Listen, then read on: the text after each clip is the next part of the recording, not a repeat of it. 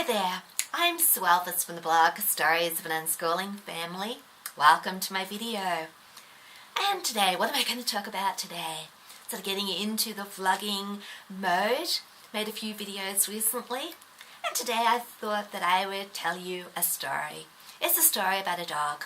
But to tell you the story about the dog, I've got to tell you the story of my daughter Imogen's latest music video shoot. Now, Tuesday, we got up at 4 o'clock in the morning and got ready to go to the Winchicaraby River, which is about half an hour's drive away, runs through a lot of villages and towns near us, but the particular part of the river that we went to on Tuesday is at a village called Berrima. Now, if you have been listening to my podcasts, you'll know that there's a lot of history associated with the river at that point. German internees lived there along the riverbank. Well, they lived at the jail actually, but they spent a lot of time building things, huts and villas, boats, all sorts of things along the riverbanks while they were interned during World War I. Full story is in one of my podcasts, probably episode 79 if I remember correctly. A lot of local history anyway. We discovered all this local history while we were looking for locations where we could film music videos for my daughter Imogen, who is a soprano, has her own YouTube channel, Imogen Elvis. If you haven't actually gone over to her YouTube channel, I'm sure she'd love you to go and visit, have a look at her music videos. But as I said, Tuesday we filmed a new one. Imogen was singing the song Safe and Sound from the movie The Hunger Games. And she decided she wanted to film it on the banks of the Winchicaraby River. And we had to get down to the river before the sun rose. And it's spring here in Australia, and the days are getting lighter earlier and earlier. Sunrise on Tuesday I think was about 5 to 6, which was rather early. We had a half an hour drive down there. We wanted to get there before around about first light, which was about 5:30. So we had to leave home at 5 o'clock in the morning. That's why we got up at 4. As we went out the door, we all piled in the car with all our equipment at 5 o'clock in the morning, pitch black. And it was cold. And Imogen said, "I don't know why you do this." Yeah, why do I and her 3 sisters, Sophie, Gemma Rose and Charlotte, get up so early in the cold at regular intervals to help her make her music videos? Well, I can't say that we like getting up that early, and we certainly don't like getting up early in the winter when it's cold, but I guess we do it because we love her and we want to help her succeed in her dream of becoming a successful online musician. Anyway, I guess it's also fun once we get down there, start filming, working as a team together.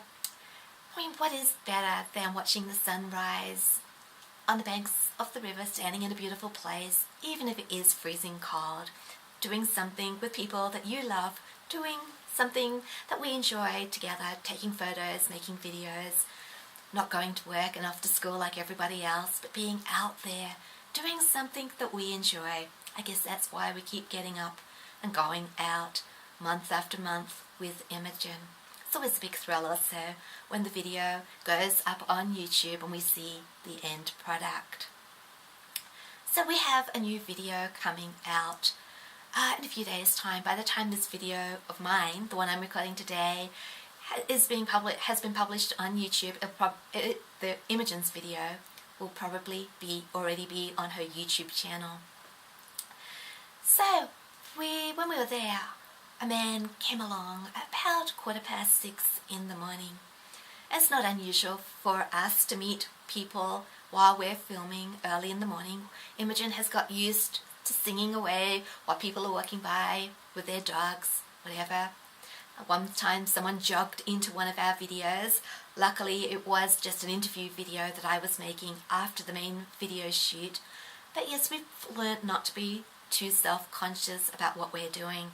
It's always wonderful when we have that place to ourselves and we can relax totally, know that we don't have to move, that we can just get on with the business of recording a music video.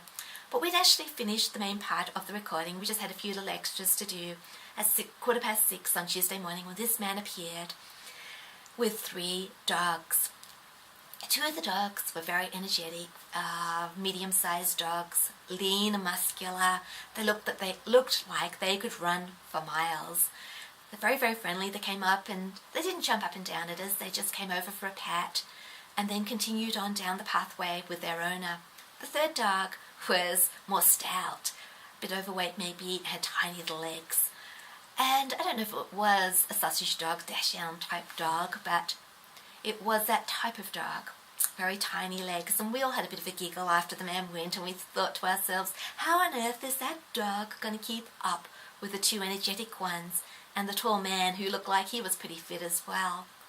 So we went back to filming, and the man disappeared down the trail with his dogs. About 20 minutes later, the stout dog with the short legs came back, and he retraced his steps and went back the way that he had come and disappeared through the trees. I don't know how long it was later after that, maybe another 20 minutes. The man came back with the 2 other dogs, and he said, and we said to him something like, did you enjoy your walk? We saw your other dog heading back through the trees. And he said, yes, that dog knows when it's had enough. It makes its own mind up about how far it thinks it can walk, and when it has finished its walk, when it feels that it can't go any further, that it needs to turn around and go back, it does turn around, it goes back, retraces its steps, and it waits at his car. And he says, I'll find the dog in a few moments. It'll be sitting there by my car waiting for us. And I thought, well, look, this is an unschooling dog. He is trusting that his dog knows its own needs. It knows when it's had enough of walking. It can make its own mind up about how long a walk it needs. It can, he's in charge of its own time, and he just turns around and goes back. I thought, hey, that's really fantastic. I've never heard of a dog doing that before. Most owners either pick up their dog, if it's a small one, or they actually only walk as far as the dog can go. They make the decision to turn around, and they say, look, the dog has had enough. I better go back, otherwise I'll end up carrying it home. So I was rather impressed by this unschooler type dog. Yeah, it made me think of unschooling. This man trusted his dog. How many parents don't trust their children? And I'm sure that we can put more trust in a child than we can in a dog. So that was my story about the unschooling dog.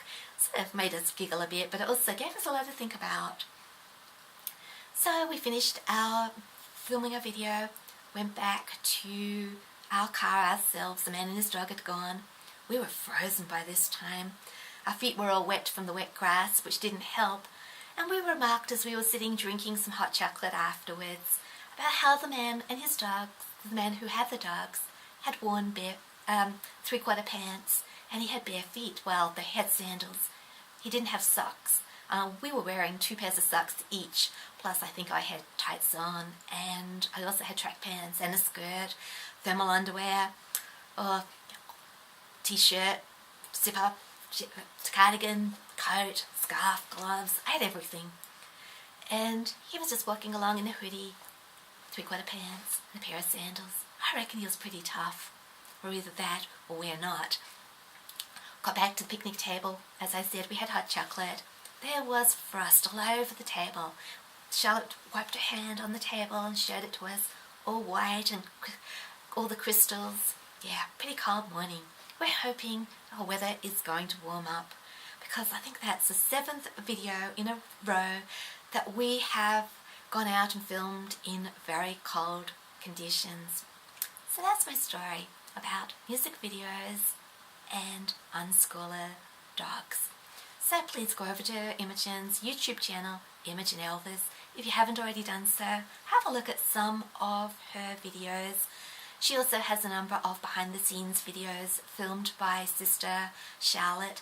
Gives a bit of insight into what goes on during one of our music video shoots. And if you'd like to go over to my blog, Stories of an Unschooling Family, please feel welcome. You'll also find me on Facebook. I have a Facebook page, Stories of an Unschooling Family. So until my next video, I just like to say trust, respect, and love unconditionally.